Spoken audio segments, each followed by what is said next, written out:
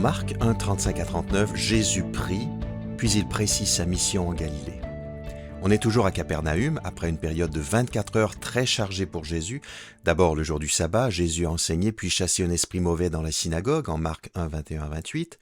Puis après avoir quitté la synagogue avec ses disciples, Jésus a guéri la belle-mère de Simon dans la maison de ce dernier, en Marc 1, 29 à 31. Ensuite, après le coucher du soleil, devant la porte de la maison, la ville entière s'est réunie. Jésus a alors guéri de nombreux malades et chassé beaucoup de démons, en Marc 1, 32 à 34. Et on arrive à notre texte, Marc 1, 35 à 39, dans lequel Jésus prie et précise sa mission en Galilée. On peut diviser ce texte en 3 parties. Première partie, Jésus s'isole pour prier. Verset 35, le lendemain, bien avant l'aube, en pleine nuit, il se leva et sortit. Il alla dans un lieu désert pour y prier.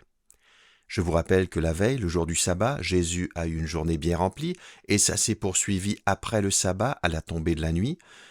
Alors qu'il fait encore nuit donc, que fait Jésus ? Il se lève et il sort. Il sort d'où ? Sans doute de la maison de Simon où il est hébergé. Cette maison paraît servir de base à Jésus et à ses disciples pendant cette partie du ministère en Galilée. Ou alors on peut aussi comprendre que Jésus sort de Capernaüm. Puis Jésus se rend dans un lieu désert pour y prier. Imaginez la scène. Jésus est sans doute exténué. La nuit a été très courte. Pourtant, sa priorité n'est pas de dormir, mais c'est de prier. Non pas dans un désert, parce qu'il n'y en a pas à proximité de Capernaüm, mais plutôt dans un lieu désert, loin de la foule, loin des disciples. Deuxième partie du texte, Jésus précise sa mission dans les versets 36 à 38. Verset 36, Simon et ses compagnons partirent à sa recherche. Simon est ici nommé parce qu'il agit en leader, en représentant du groupe, comme il le fera souvent dans Marc. Quels sont les compagnons de Simon ? Les 3 autres disciples mentionnés plus tôt dans le récit, André, le frère de Simon, et Jacques et Jean, les 2 frères. Pourquoi nos 4 amis se mettent-ils à la recherche de Jésus ? Et en grec, le terme est assez fort, ils se mettent activement à sa recherche. Pourquoi ne pas le laisser souffler un peu ? Eh bien, tout simplement parce qu'ils ressentent une certaine pression. Verset 37, quand ils l'eurent trouvé, ils lui dirent « Tout le monde te cherche ». Si les disciples partent à la recherche de Jésus, c'est parce que tout le monde le cherche. Une référence à la foule, à la ville entière de Capernaüm qui était devant la porte de la maison après le coucher du soleil, versets 32 à 34. Les gens cherchent Jésus non pas parce qu'ils comprennent qui il est vraiment, non pas parce qu'ils veulent se repentir de leurs péchés, mais plutôt parce qu'ils veulent que Jésus continue de guérir les malades et de chasser des démons dans leur ville. Jésus a fait forte impression à Capernaüm, y compris dans la synagogue. Les gens cherchent Jésus pour pouvoir bénéficier de son activité miraculeuse, ce qui, d'une certaine manière, est tout à fait compréhensible. Et les disciples adoptent la même perspective que la foule. On sent même un petit reproche adressé à Jésus, qui n'est pas au bon endroit selon eux. Jésus devrait, à leur avis, profiter de cette acclamation générale. Que répond Jésus aux disciples ? « Ok, vous avez raison, on rentre à la maison, on poursuit la séance de guérison ?» Non, pas vraiment. Verset 38. « Allons ailleurs, leur répondit-il, dans les villages voisins. Il faut que j'y annonce aussi mon message, car c'est pour cela que je suis venu. » Jésus invite ses disciples, enfin c'est plus qu'une invitation, c'est une injonction, il leur demande de l'accompagner dans les villages environnants. Jésus se sait appelé à un ministère itinérant. Certes, il y a d'autres besoins à Capernaüm, en plus c'est un lieu stratégique dans la région, mais Jésus n'est pas venu pour répondre à tous les besoins d'une ville donnée, quelle qu'elle soit, d'autant plus que les guérisons et les exorcismes ne sont pas exactement au cœur de sa mission.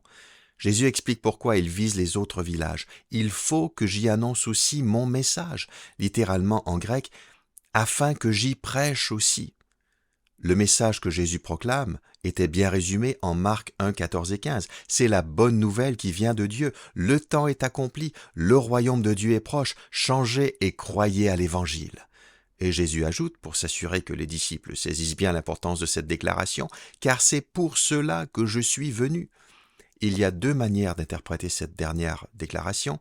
Premièrement, on pourrait traduire « car c'est pour cela que je suis sorti », sous-entendu de Capernaüm. Je suis sorti de Capernaüm en pleine nuit pour me préparer à aller vers d'autres villages. C'est clairement le cas, et le texte doit premièrement être compris dans ce sens. Deuxième interprétation, qui n'exclut pas la première, mais qui pourrait la compléter, Jésus ferait allusion à la mission que Dieu lui a confiée, car c'est pour cela que je suis venu, étant envoyé de la part de Dieu. Jésus dirait donc qu'il est venu sur terre pour prêcher, pour proclamer à différents endroits le message du royaume. Il me semble que ces deux interprétations sont valables et que Marc joue de cette ambiguïté volontaire. Troisième partie de notre texte, Jésus exerce un ministère itinérant en Galilée. Verset 39, « Et il partit à travers toute la Galilée, il prêchait dans leur synagogue et chassait les démons. » Marc indique ici qu'après ce moment de retrait de Jésus pour prier dans la nuit, suivi d'une mise au point avec ses 4 disciples, Jésus poursuit sa mission. Il parcourt toute la Galilée. Que fait-il? D'abord, la proclamation. Il prêchait dans leur synagogue, un peu comme il l'a fait dans la synagogue de Capernaüm en Marc 1, 21 à 28. Et comme la prédication de Jésus dans la synagogue de Capernaüm fut appuyée par un exorcisme, Marc ajoute ici que Jésus chassait les démons.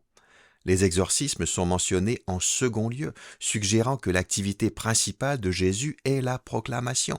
Il proclame le royaume et les exorcismes démontrent concrètement que Dieu règne, y compris sur Satan et ses démons. Que retenir de Marc 1, 35 à 39? D'abord, il est significatif que Jésus prie.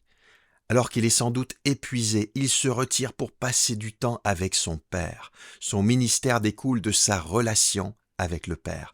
Après ce temps de prière, Jésus a les idées parfaitement claires concernant sa mission. Il est prêt à résister aux pressions de la foule et à celles des disciples et à rester concentré sur la mission que le Père lui a confiée. Comme on l'a vu plus tôt dans le récit, Jésus est le Fils de Dieu et le serviteur de l'Éternel. Marc 1, 11. En tant que Fils et serviteur de Dieu, Jésus reste connecté à la volonté de Dieu. Pour prier, Jésus se retire dans un lieu désert. Il y a peut-être ici un écho des nombreuses mentions du désert dans le prologue de Marc. Par exemple, Jésus fut tenté par Satan dans le désert en Marc 1, 12 et 13. Ce fut pour lui une préparation. Eh bien, le temps de retrait que vit ici Jésus dans un lieu désert lui sert aussi de préparation pour la suite. Comme il a résisté à Satan pendant 40 jours, il résiste ici à la tentation de se détourner de sa mission principale. Jésus déclare que sa priorité, c'est de proclamer le message du royaume. Même si les guérisons et les exorcismes impressionnent la foule, ces activités miraculeuses qui font du bien aux gens ne sont qu'une illustration d'une réalité beaucoup plus grande. En Jésus et par sa proclamation, le royaume de Dieu est là. Dans ce contexte, ce que Jésus veut voir par-dessus tout, c'est la repentance et la foi en la bonne nouvelle, Marc 1,15, à travers toute la Galilée. Enfin, on constate que l'objectif de Jésus n'est pas de s'occuper de tous les besoins physiques. Oui, ces besoins sont importants et Jésus manifeste une grande compassion envers les personnes qui souffrent, mais les besoins spirituels sont encore plus criants et plus fondamentaux. Chacun a besoin que Dieu règne dans sa vie. Quel est le message central de notre texte? Les priorités de Jésus, prière et proclamation du royaume, doivent devenir nos priorités. Jésus est ici un modèle pour nous. Dans la suite de Marc, il invite d'ailleurs les disciples à suivre son exemple dans ces deux domaines. Concrètement, qu'est-ce que cela implique? Dans notre texte, Jésus porte les regards vers le ciel, puis vers le champ missionnaire. Tournons à notre tour les regards vers Dieu dans la prière.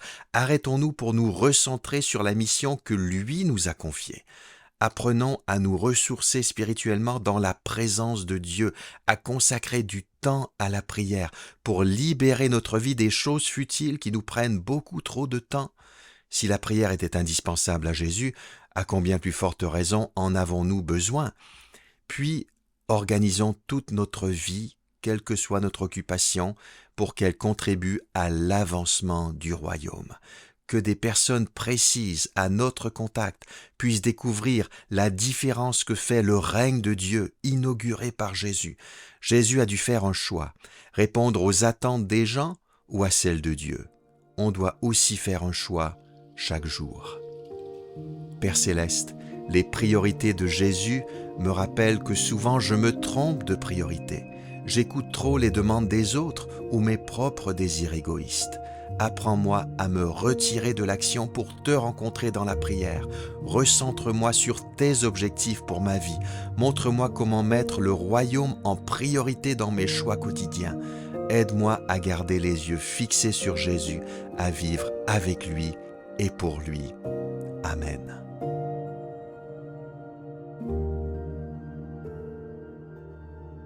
Tous les jeudis, découvrez un nouvel épisode de mon podcast Parle-moi maintenant sur YouTube et Spotify.